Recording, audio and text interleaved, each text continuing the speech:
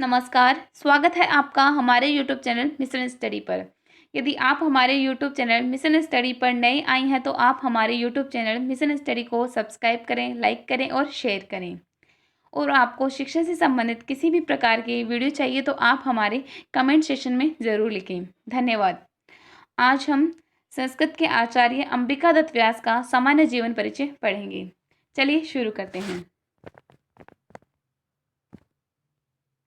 अंबिका दत्त व्यास। अंबिका दत्त व्यास का परिवार मूलतः जयपुर राज्य में रहता था। अंबिका दत्त व्यास का मूल जो परिवार है वह जयपुर राज्य में रहता था, किंतु इनके पितामह काशी में जाकर बस गए। परंतु इनके जो पितामह हैं वे काशी में जाकर बस गए थे।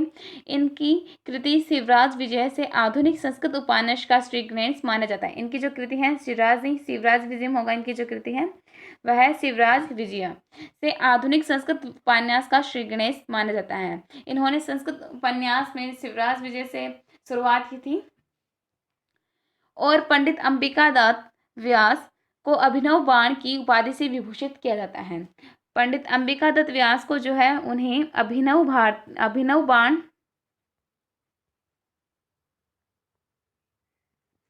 की उपाधि से भी विभूषित किया जाता है।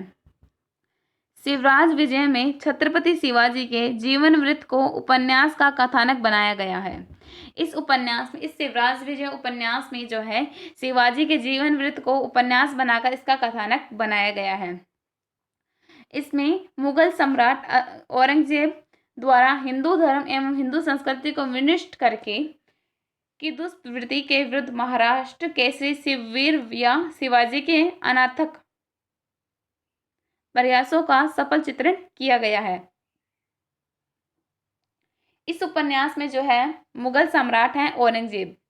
शाहजहां के पुत्र थे औरंगजेब, जिन्होंने अपने पिता को बंदी बनाया था 1656 में, 1643 में या फिर 1656 में इन्होंने अपने पिता शाहजहां को बंदी बनाया था। ये वही औरंगजेब हैं। औरंगजेब को जो है आलमगीर की उपाधि प्राप्त थी और इनका शासनकाल था मुगल काल में 1658 से 1707 इनका औरंगजेब का शासनकाल था। संभवतः यही शासनकाल शिवाजी का भी माना गया है।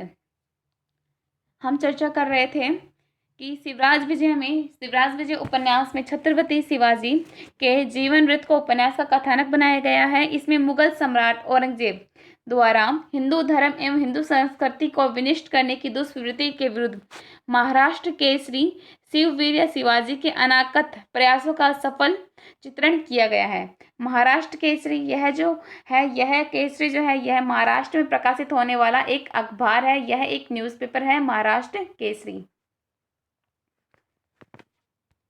तो महाराष्ट्र केसरी शिववीर महाराष्ट्र के केसरी भी माने जाते हैं। यह अखबार होने के अलावा यहाँ पे उपाधि है महाराष्ट्र केसरी शिववीर या शिवाजी के अनाकत प्रयासों का सफल चित्रण किया गया है। उनका सफल चित्रण यहाँ पर किया गया है। मुगल सम्राट की पुत्री रसनारी या रोशननारा के साथ शिववीर के अदैहिक प्रणय को भी अंकित किया गया है। यहाँ पर मुगल सम्राट की पुत्री हैं, औरंगजेब की पुत्री है रसनारी या रोशनारा के साथ शिववीर के अदैहिक प्रणय को भी अंकित किया गया है। यह एक ऐतिहासिक उपन्यास है। इसके रचयिता पंडित अंबिका दत्त व्यास हैं। यह उपन्यास जो है यह एक ऐतिहासिक उपन्यास है। इसके रचयिता पंडित अंबिका दत्त व्यास हैं। इनका समय 1985 से 1900 ईस्वी का है। इनका जो समय है पंडित अंबिका दत्त व्यास का, इनका जो समय है वह 1985 से 1900 ईस्वी का है। इस शिवराज विजय उपन्यास में सुदीर्घ समस्त पदावली के साथ साथ समास विहीन लघु पदावली की छटा भी प्रस्फुट हुई है। भाषा में संस्कृतेतर तो संस्कृत भाषा में लचीलापन का एक सर्वप्रथम संतुष्ट प्रयास है। अब यह जो उपन्यास उसके बारे में बताया गया है कि चरित्र चित्रण की दृष्टि से उपन्यास के नायक शिववीर की नैतिक उदारता का अपेरिय शौर्य, औदार्य एवं चातुर्य के चित्रण के साथ साथ मुगल सम्राट की धूर्तता और विश्वासघात, रघुवीर सौमणि के विषकुल प्रणय, रसनारी की आशक्ता और जयसिंह की सफल कूटनीति भी पूर्णतया स्फुट हुई है। अब यहाँ पर जैसे कि इस उपन्यास का चरित्र चित्रण बताया गया है कि चरित्र चित्रण की दृष्टि से इस उपन्यास के जो नायक हैं अंबिका दत्त, माफ़ी चाहती हूँ, अंबिका दत्त व्यास ने तो इनकी रचना की थी। इस उपन्यास के नायक हैं शिववीर शिवाजी। शिववीर है शिवाजी, जैसा कि पहले बताया था, शिववीर या शिवाजी। तो शिवाजी इस उपन्यास के नायक हैं। अब शिवाजी की जो है नैतिक उदात्तता का अपेरिय शौर्य, नैतिक उदारता का अपेरिय शौर्य, औदार्य एवं चातुर्य के चित्रण के साथ साथ मुगल सम्राट की धूर्तता और विश्वासघात का वर्णन रघुवीर सौवर्णी के विषकलुष प्रणय। अब रघुवीर सौवर्णी के विषकलुष प्रणय का भी यहाँ पर चित्रण हुआ है। दूसरा, रस नारी की आसक्ता। रस नारी जो कि मुगल सम्राट औरंगजेब की पुत्री थी, रस नारी या रोशन आरा की आसक्ता, शिवाजी के प्रति उनकी जो आसक्ता थी उसके बारे में। और जयसिंह की सफल कूटनीति भी पूर्णतः स्फुट हुई है। जयसिंह जो कि जयपुर आमेर के शासक बने थे। जयसिंह आमेर के शासक थे जयपुर में उस टाइम। और मानसिंह के बाद जयसिंह ही हैं जिन्होंने मुगलों से मित्रता भी की थी और नहीं भी की थी। तो जयसिंह की जो सफल कूटनीति भी है उनमें पूर्णतः स्फुट हुई हैं। वस्तुतः इस उपन्यास में त्याग, तपस्या, कर्तव्य निष्ठा और ध्येय की संप्राप्ति के प्रति प्राणों की हवि तक के लिए सर्वथा प्रस्तुति भी चित्रित हुए हैं।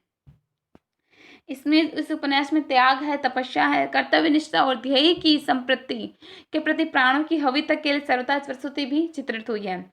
इसका प्रतीक यह अंश बहुत ही प्रसिद्ध है। यह जो अंश है यह बहुत ही प्रसिद्ध है। इस उपन्यास का यह एक अंश है, शिवराज विजय का यह अंश है इस उपन्यास का, कि कार्य व साध्ययम देह व पात्ययम। यह छोटा सा अंश है, कार्य व साध्ययम देह व पात्ययम। इसी के साथ आज का हमारा ये वीडियो समाप्त होता है।